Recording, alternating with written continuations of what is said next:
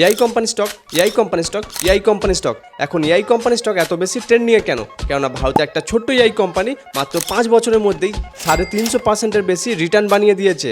আর আগামী 5 বছর নয়, মাত্র 3 বছরের মধ্যেই এই 3টে কোম্পানি আপনার ইনভেস্টমেন্টকে আরও 300%-এর বেশি বাড়িয়ে দিতে পারে। Number 1, persistent systems. এটি একটি ডিপ এআই কোম্পানি। এই কোম্পানির মূল কাজই হলো ডিপ এআই নিয়ে কাজ করা, যেমন machine learning, cloud computing, data centre, data transfer আরও ইত্যাদি। দ্বিতীয় নম্বর আছে নিউজেন টেকনোলজিস। এই কোম্পানিটা একটু আলাদা, কেননা এই কোম্পানিটা মূলত ব্যাংকিং সেক্টরের উপরে এআই কীভাবে কাজ করে সেই সব কিছু নিয়ে কাজ করে।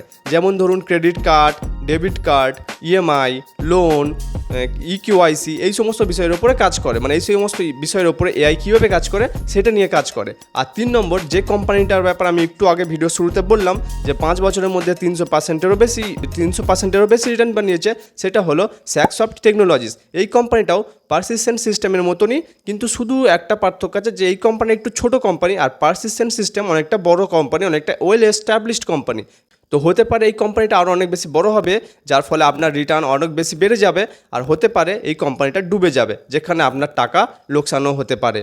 আমি জানি এই ভিডিওটা বানাতে গিয়ে আমি অনেকবার আটকে গেছি আর অনেক কিছু ভুলও বলেছি। দেখুন, এটা আমার প্রথম ভিডিও আর আমি এক হাতে মোবাইল ধরে আছি আর এক হাতে মাইক ধরে আছি, তো একটু অসুবিধা হচ্ছে। সো প্লিজ একটু অ্যাডজাস্ট করে নিন। দেখা হচ্ছে পরের ভিডিওতে।